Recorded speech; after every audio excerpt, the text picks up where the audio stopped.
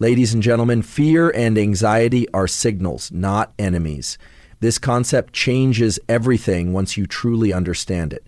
Most people spend their entire lives trying to suppress, ignore, or eliminate fear and anxiety, believing that their presence is a sign of weakness or failure. But in reality, these emotional responses are hardwired biological signals, tools that have evolved over thousands of years to help you survive, adapt, and respond to challenges. They're not there to break you down, they're there to alert you. The problem arises not from their presence, but from how we interpret and react to them. Fear exists to protect. It sharpens your senses, increases your alertness, and prepares your body for action. Anxiety, too, has a function. It's your brain's way of running simulations, predicting future threats, and helping you prepare. These states evolved to keep humans alive in dangerous environments.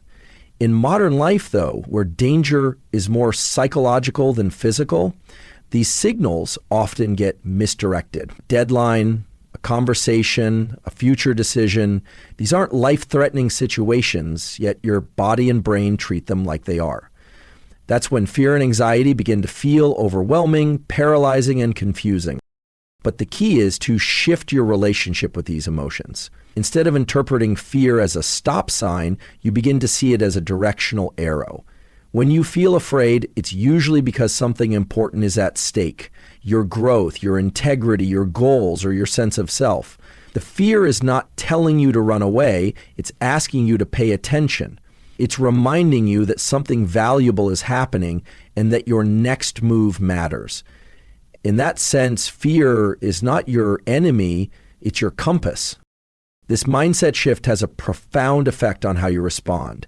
When you no longer see fear and anxiety as weaknesses to be eliminated, but rather as signals to be understood and worked with, you unlock a new kind of strength.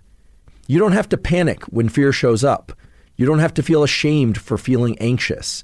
You realize these emotions are natural. They are not flaws in your system. They are the system. What's even more empowering is that these signals can be trained. You can build a tolerance to fear. You can expand your comfort zone by facing what you're afraid of in small, controlled ways. This process, known in neuroscience as exposure, helps your brain rewire its response. When you step toward fear, not in recklessness, but in awareness, you send a message to your brain. This is safe. I can handle this. Over time, your brain learns. The fear signal softens. The anxiety loses its grip. You're still alert, but you're not hijacked. You're in control. Imagine what life becomes when you stop avoiding what you fear. You stop shrinking, you stop playing small, you start doing things that matter, having hard conversations, pursuing meaningful goals, setting boundaries, stepping into leadership, and taking risks that bring growth. All because you understood that fear was never the enemy. It was your signal. It was your invitation to rise. Of course, there will be moments when the fear feels too loud, too intense. That's normal. That's not failure. What matters is how you respond in those moments. Can you pause? Can you breathe? Can you get curious instead of reactive? Can you ask, what is this trying to tell me? That question alone can shift your entire internal state, because now, instead of running from the feeling, you're turning toward it. You're opening the door to understanding and control. The more you practice this shift, the more power you gain. You're not battling fear anymore. You're using it. You're learning from it. You're growing through it. And most importantly, you're living, not from a place of avoidance, but from a place of purpose. Fear and anxiety are not enemies to be destroyed. They are signals to be decoded. Once you start listening instead of fighting, everything changes. You stop being afraid of fear itself. You stop waiting for anxiety to go away before you take action. You step into the moment fully, knowing that even with fear in your body and anxiety in your chest, you are still capable, still strong, and still moving forward. Control begins with the breath. This is one of the most overlooked truths in dealing with fear and anxiety. When people talk about controlling their emotions or calming their minds, they often jump to mental strategies, changing thoughts, reframing situations, or using logic to overpower fear. But what most people don't realize is that the most direct, fastest way to influence your emotional state isn't through your thoughts. It's through your body, and more specifically, through your breath. The breath is the bridge between your conscious mind and your autonomic nervous system, the system that governs your stress responses, heart rate, and emotional reactivity. While you can't directly control your heart rate or hormone levels with willpower, you can control your breath. And in doing so, you gain access to the very system that generates feelings of fear and anxiety. In moments of fear, the body responds instantly. Your heart rate goes up, your pupils dilate, your muscles tense, your breath becomes shallow and rapid. This is the classic fight or flight response, and it's a deeply ingrained survival mechanism. But here's the key. Just as fear causes shallow breathing amplifies fear. This creates a feedback loop that can spiral out of control. Your breathing gets worse, your anxiety spikes, and suddenly you feel overwhelmed or even panicked. Breaking that loop doesn't require a complicated mental shift. It begins with a single, simple act, a long, slow exhale. When you exhale, slowly and fully, especially when the exhale is longer than the inhale, you activate the parasympathetic nervous system. This is your body's built-in calming mechanism. It's the part of your nervous system that promotes rest, digestion, and relaxation. In contrast, the sympathetic nervous system is what ramps you up. In fearful moments, both systems are in a tug of war, but your breath can tip the balance. By deliberately exhaling slowly, you're hitting the brakes on your stress response. You're telling your brain, we're not in danger, we're safe, and the body listens. The beauty of this approach is that it's immediate. You don't need to wait for therapy, read a book, or master a technique. You can use your breath anytime, anywhere, 2 or 3 deep, slow exhales, where you let the air out gently without forcing, can shift your internal state in seconds. It's not about fancy breathing patterns or dramatic techniques. It's about simplicity, repetition, and consistency. One of the most effective tools studied in neuroscience is the physiological sigh, a double inhale followed by a long exhale. It naturally occurs in your body during crying or yawning and is extremely effective in reducing anxiety on the spot. When practiced intentionally, it becomes a reset button for your emotional system. People often underestimate how much control they have over their state of mind simply because they've never been taught how the body plays into it. But when you start training yourself to respond to stress with breath rather than panic, you take your power back. You interrupt the automatic reaction and create space for intention. And that space is where calm begins. Breath control is not just a coping tool, it's a training ground. Just like building muscle, you can build emotional control by practicing calm breathing when you're not stressed. Over time, this conditions your nervous system to stay grounded even when life throws challenges your way. You're no longer a victim of your state. You become the one who guides it. You start to notice earlier when stress is building. You start to respond instead of react. You begin to trust that you don't need to suppress emotions or run from them. You can feel them fully and still remain in control. The breath becomes your anchor in the storm, a place you return to over and over until it becomes second nature. Control doesn't come from resisting fear. It comes from learning to manage the signals that fear creates. And the breath is the most immediate, accessible signal you can work with. It bypasses overthinking. It silences noise. It grounds you in the present moment. When everything feels chaotic, when thoughts race and the body tenses, you don't need to escape. You just need to breathe consciously, slowly, fully. That's where control begins. Action is the antidote to anxiety. This idea may sound simple, but it holds immense psychological power backed by neuroscience and real-life experience. Anxiety thrives in inaction. It feeds off hesitation, overthinking, and avoidance. The longer you wait, the bigger the fear becomes in your mind. You start creating worst-case scenarios, predicting failure, and imagining pain that hasn't even happened yet. Anxiety traps you in a mental loop where thoughts spiral and solutions seem out of reach. But the moment you take action, any action, even a small one, you begin to break that cycle. Action grounds you in reality. When you're anxious, your brain is often stuck in the future, trying to anticipate every possible outcome. It's trying to prepare you for danger that might come. This constant future scanning creates a sense of paralysis. But when you act, your attention shifts from future fear to present movement.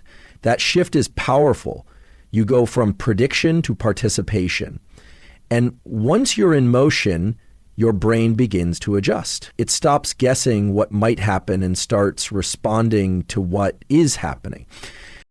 One of the reasons anxiety feels so overwhelming is because it gives you a sense of being out of control. But action restores your sense of agency. It reminds you that you are not helpless. You're not just a passenger in your own life. You have the ability to steer. And that shift, even if it's subtle, rewires how your brain perceives the situation.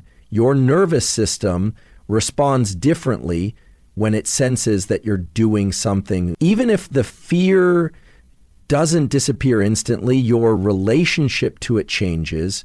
You feel less like a victim of your emotions and more like a person with options. The mistake many people make is waiting until the anxiety goes away before they act. But the paradox is that action is often the very thing that reduces anxiety. You don't need to feel ready. You don't need to feel fearless. You just need to take a step. That step could be as small as making a phone call, writing one sentence, standing up and moving your body, or speaking a truth you've been holding in. That step, however small, is a declaration. It tells your mind, I refuse to be ruled by fear. This doesn't mean you need to leap into terrifying situations unprepared. It means breaking fear into manageable pieces. If public speaking terrifies you, the action could be practicing in front of a mirror. If you're overwhelmed by a big project, the action could be writing a to-do list or starting a 5-minute timer. If you fear rejection, the action might be reaching out to one person. You're not trying to conquer the entire mountain in one go.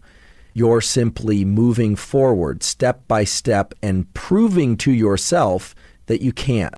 Your body and mind are built to adapt. When you face fear and take action repeatedly, your brain rewires. This is called neuroplasticity, the brain's ability to change based on experience. Every time you act in the face of anxiety, you teach your nervous system a new response.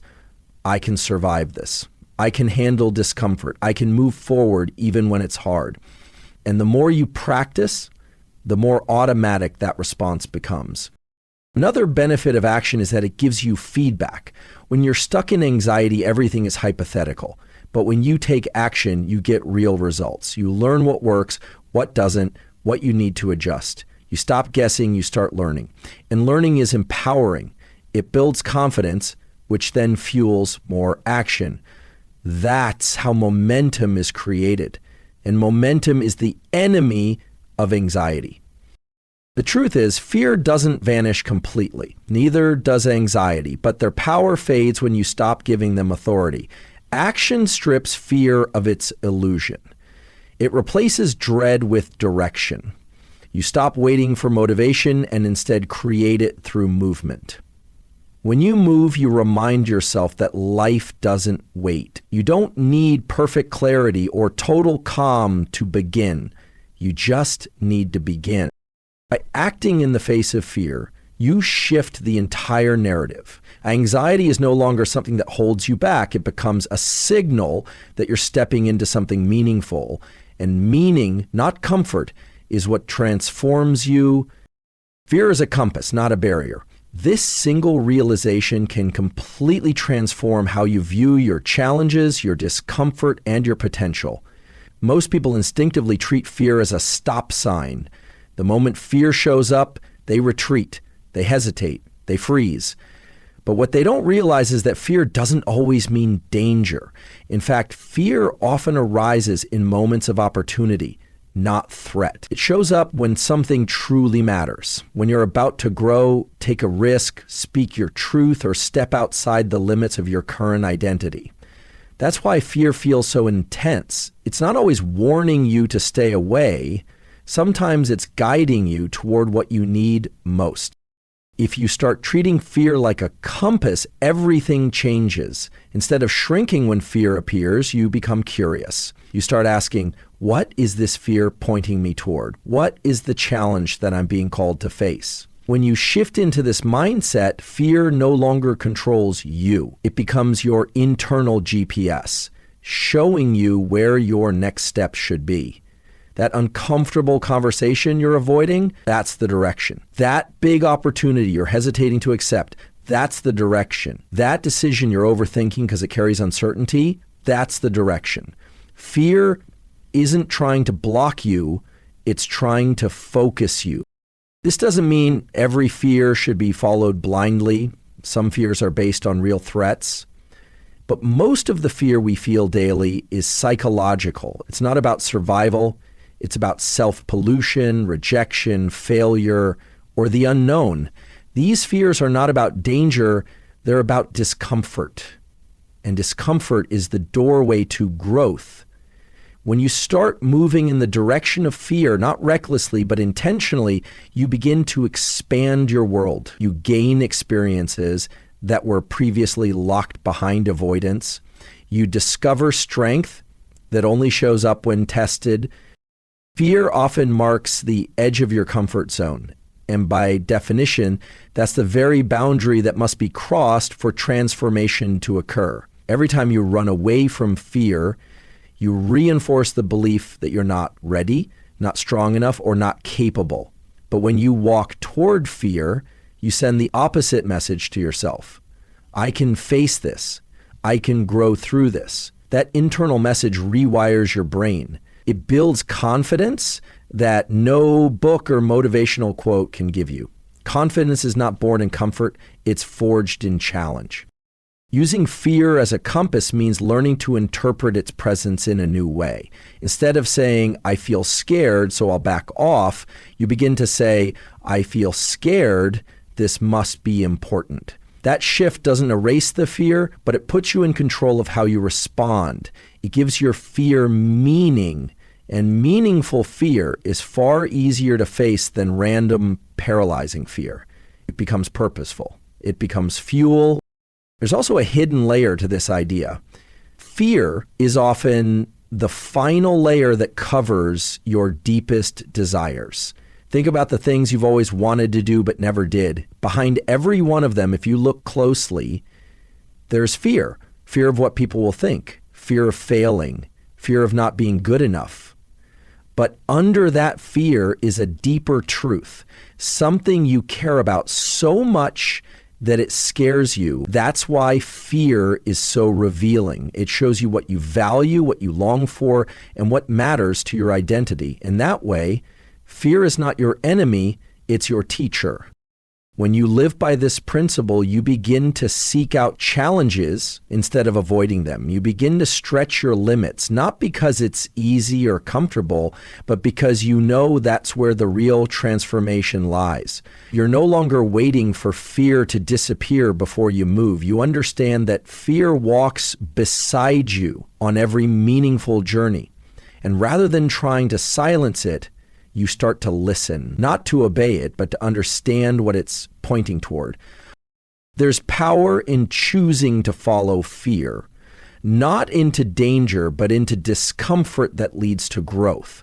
You stop looking for the path of least resistance and start looking for the path of most significance. You recognize that fear often highlights the moments that will shape you the most. And in those moments, you no longer retreat, you step forward. because fear is no longer the enemy, it's the match. Courage is moving forward with fear, not waiting for it to disappear.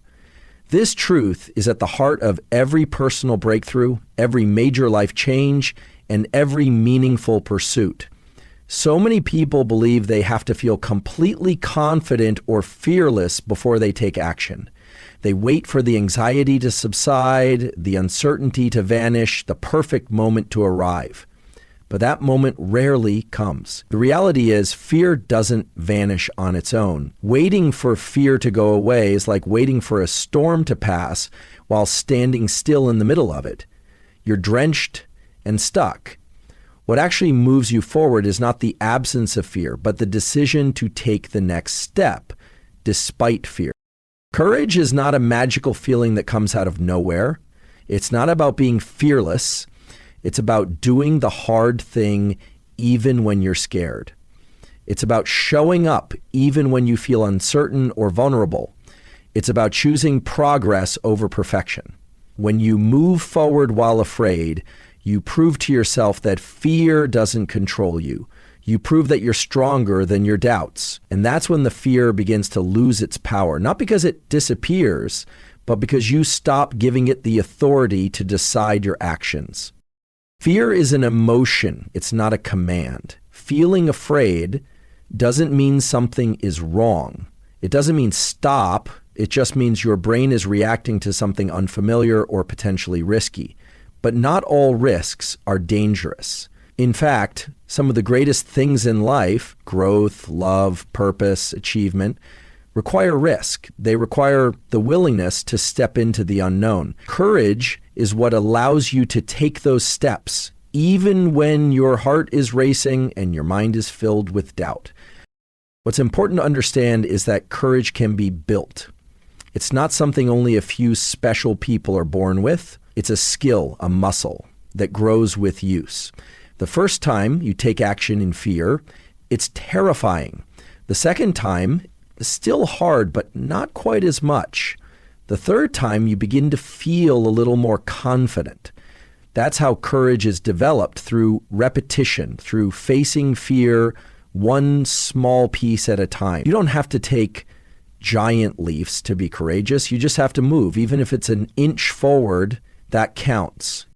There's a myth that brave people don't feel fear. The truth is, the bravest people feel it the most because they're constantly stepping into the unknown. They're not avoiding fear, they're walking straight into it. They're expanding their limits. They're doing things that stretch their comfort zone. And the only way to grow is by doing what you've never done before, which will always trigger some fear. The difference is they don't wait for the fear to leave. They move with it, alongside it, sometimes even carrying it with them. That's what makes them courageous. In everyday life, courage shows up in countless ways. It's the person who speaks up in a meeting when their voice is shaking. It's the individual who says, "I'm not okay," and asks for help. It's the student who raises their hand even when they're afraid of being wrong. It's the entrepreneur who launches a dream while knowing failure is possible. Courage is found in the quiet, unseen decisions that no one claps for. Those moments where the fear is real, but the action still happens. One of the most empowering things about courage is that it changes how you see yourself. Every time you act with fear, you build a new self-picture. You stop seeing yourself as someone who hides, doubts, or freezes. You start seeing yourself as someone who shows up, tries, and pushes through. That shift in identity is powerful. It creates momentum. It gives you the confidence to take bigger risks, face bigger fears, and pursue bigger goals. You start to trust that you'll figure things out, even when the path is unclear. Fear doesn't vanish with time, it vanishes with movement. And the only thing that makes that movement possible is courage. The quiet, determined choice to do the thing anyway. Whether your voice shakes, your hands tremble, or your mind screams to back away, the fact that you move forward is what makes it matter. That's what separates people who stay stuck from those who grow. Not fearlessness, but forward one step, one choice, one act of courage at a time. You are not your anxiety. This is one of the most important truths a person can learn when navigating fear, worry, and emotional overwhelm. Too often, people mistakenly identify with their anxiety, saying things like, "I'm an anxious person," or "I can't handle this." Over time, these thoughts become beliefs, and these beliefs shape identity. But anxiety is not who you are. It's something you experience. It's a state, not a trait. It comes and goes. And the moment you start separating yourself from it, even slightly, you begin to reclaim your power. Anxiety is an emotional and physiological response triggered by your nervous system when it detects uncertainty, potential danger, or a perceived threat.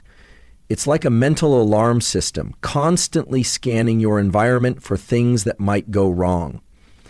But just because it's loud doesn't mean it's telling the truth.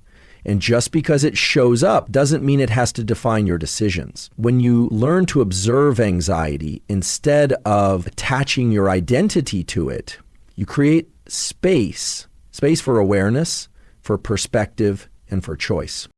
Imagine your mind as a sky and your thoughts as clouds. Some are light and pleasant. Others, like anxiety, are dark and heavy. But no matter how stormy it gets, the sky is never the clouds. It holds them. It allows them to pass. The same is true for you. You are the sky. You are the awareness behind the storm. When you learn to witness your anxiety from this place of inner stillness, it loses its ability to control you. It might still arise, but now you're watching it, not drowning in it. This separation is not denial, it's recognition. You're acknowledging that anxiety is present, but you're no longer letting it narrate your story. Instead of saying, "I'm anxious, so I can't do this," you begin to say, "I feel anxious and I can still take action." That small shift in language holds tremendous power. It rewires your internal dialogue. It tells your nervous system, yes, there's fear here, but I'm still in control. Over time, your mind learns that anxiety doesn't mean stop. It simply means proceed with awareness. This approach is rooted in both mindfulness and neuroscience. In mindfulness practice, a core skill is learning to observe your thoughts and feelings without judgment. You labeled the emotion, "This is anxiety," and return your attention to the present moment. In neuroscience, this is called cognitive distancing. When you step back from your thoughts, your prefrontal cortex, the part of your brain responsible for reasoning and decision-making, becomes more active. You gain clarity. You access perspective. You start choosing your response rather than reacting automatically. The more you practice this, the more you realize that anxiety doesn't mean something is wrong with you. It just means your nervous system is doing its job maybe a little too well. It's trying to protect you, alert you, prepare you, but it doesn't always know the full picture. It operates on habit, memory, and past associations. That's why you might feel anxious even when there's no actual threat. The system is firing based on perceived risk, not actual reality. When you start observing your anxiety with curiosity instead of fear, you learn from it. You notice its patterns. You see when it tends to arise, before big decisions, in uncertain situations, or when you're stepping outside your comfort zone. And then you ask, what is this anxiety trying to tell me? Sometimes it's trying to protect your sense of control. Sometimes it's trying to prevent rejection or failure. But the moment you name the fear behind the anxiety, you shine light into the darkness. You become bigger than the emotion. And in that space, transformation begins. It's also important to treat yourself with compassion in these moments. Anxiety is hard. It can be exhausting, confusing, and even debilitating. But criticizing yourself for feeling anxious only makes it worse. When you speak to yourself with understanding, reminding yourself that you're doing your best, that it's okay to feel this way, that you're still capable, you activate the soothing systems in your brain. You regulate yourself from within. And when your inner world is calm, the outer world becomes more manageable. Remember, you are not broken because you feel anxious. You are not weak because you struggle. You are a human being with a powerful, sensitive nervous system that can be trained and strengthened. The key is to stop identifying with the anxiety and start relating to it. Observe it, learn from it, hold space for it, but don't let it define you. You are not your anxiety. You are the one who notices it, moves with it, and eventually rises above it. Your nervous system is trainable. This understanding has the power to reshape how you approach anxiety, fear, stress, and emotional regulation. Most people walk through life believing they are stuck with the way they feel. If they're anxious, they think that's just who they are. If they overreact to stress or struggle to stay calm, they assume it's something they can't change. But neuroscience tells a different story. Your brain and nervous system are not fixed. They are dynamic, adaptable, and capable of change.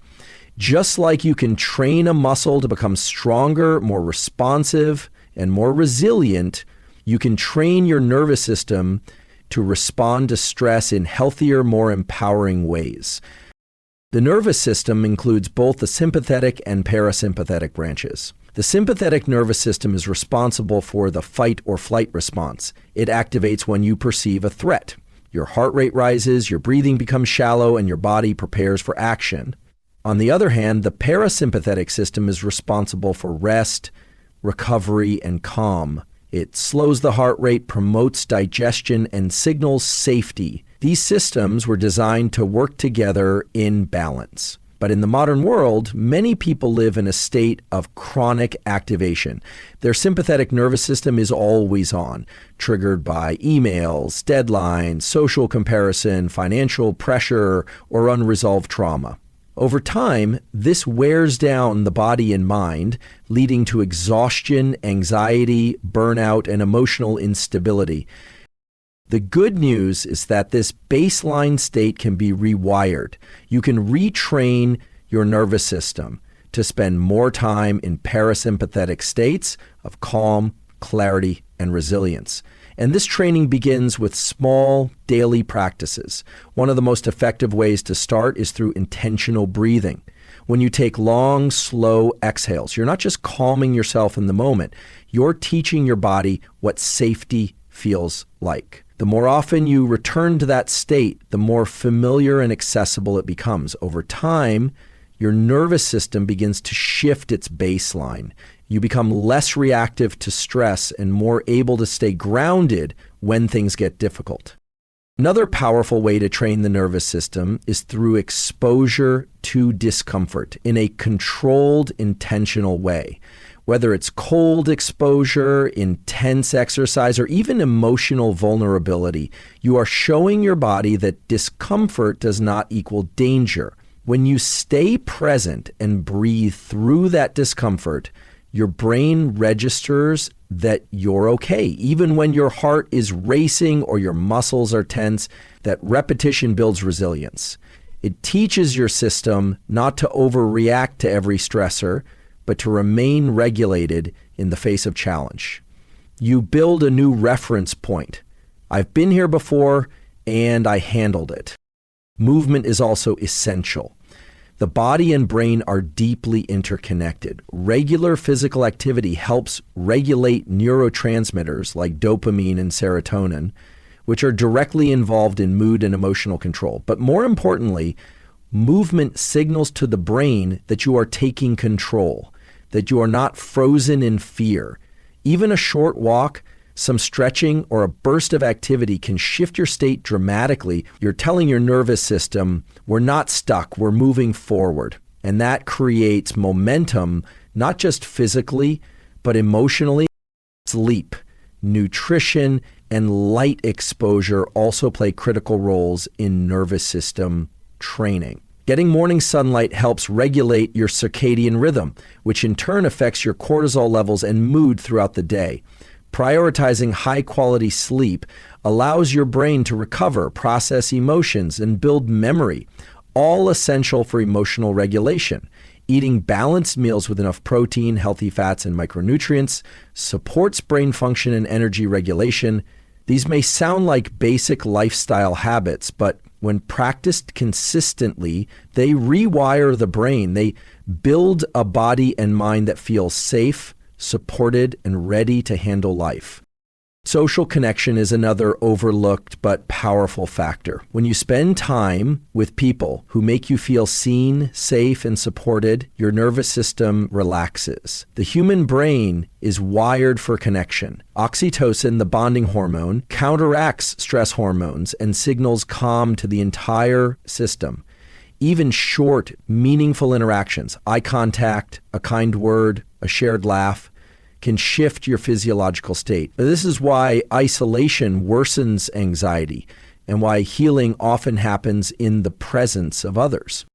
The nervous system can be reshaped not through one dramatic event, but through daily, repeated experiences of safety, calm, effort, and presence. You don't have to be perfect. You don't have to never feel anxious again. You just need to start giving your system new information consistently. Over time, those small changes become your new default. You become someone who faces challenges with clarity, who bounces back from stress more quickly, and who carries a calm center even in the midst of chaos. Consistency builds resilience. This simple truth is often ignored in the search for quick fixes and instant relief, but it is the foundation of long-term strength and emotional control. Resilience, the ability to handle stress, recover from setbacks, and keep going in the face of fear, doesn't appear overnight. It's not something you're born with or something that arrives after reading a book or watching a motivational video. It's something you build piece by piece through small actions taken every single day. And it's not about grand gestures or extreme routines. It's about doing the basics over and over again, especially when you don't feel like it. Most people try to fix fear and anxiety in moments of crisis. They wait until they're overwhelmed, burnt out, or panicking before they take action. And while those moments are important, they are not where true resilience is created. Real resilience is built during the quiet moments, when no one's watching, when it's easier to do nothing, when there's no pressure. It's built through choosing to breathe deeply every morning, even when the anxiety isn't high. It's built by showing up to move your body regularly, even when you don't feel like it. It's built by choosing to speak kindly to yourself, especially on the days your mind wants to spiral. Those choices may seem small, but they compound. When you repeat a calming behavior over and over, your nervous system begins to adapt. It learns that the world isn't always a threat, that not every stressor needs a panic response, and that safety can be accessed through habit. Each repetition reinforces a neural pathway, a connection in your brain that supports calm, focus, and clarity. And the more those pathways are used, the stronger they become. What once felt difficult, breathing through stress, staying grounded in chaos, not reacting impulsively, starts to become second nature. This is how consistency trains your mind and body to be resilient under pressure. Another powerful part of consistency is the way it builds self-trust. Every time you follow through on a promise to yourself, even a small one, you prove that you can be relied on, that you can take care of yourself, that you can manage your state, your schedule, and your emotions. And over time, this builds a quiet, unshakable confidence. Not the loud, performative kind, but the deep inner knowing that no matter what happens, you'll show up for yourself. That belief becomes a shield against fear, not because fear won't come, but because when it does, you'll know you have the tools and the practice to respond. Consistency also removes decision fatigue. One reason anxiety overwhelms people is because they're constantly trying to figure out what to do, how to do it, and whether it will work. But when you've built consistent routines that support your mental health, like morning walks, journaling, breathwork, or mindful breaks, those decisions are already made. You don't need to waste energy choosing what to do, you just do it. And that reduces mental clutter, which in turn lowers stress and increases clarity. Many people underestimate the value of sticking with simple habits because they don't always deliver instant results. We live in a world addicted to speed and novelty. But when it comes to the nervous system and emotional resilience, slowness and repetition are your allies. Think of it like watering a plant. You don't flood it once and expect it to thrive. You give it small amounts of water regularly. That's what allows it to grow strong and stable. Your nervous system is no different. There will be days you don't feel like doing the things that keep you grounded. Days when fear is louder, motivation is lower, and everything feels harder. But those are the most important days to stay consistent, because those are the days your nervous system is watching. It's learning, what do we do when things get tough? And if your answer is, we still show up, you build a new baseline. You teach your system that fear doesn't derail you, that stress doesn't dictate your behavior, that anxiety doesn't stop your life. That lesson, taught slowly through daily practice, is what creates resilience that lasts. Consistency isn't glamorous, it's not flashy, but it works. It's the slow, steady rhythm of resilience being built deep in your system, one choice at a time,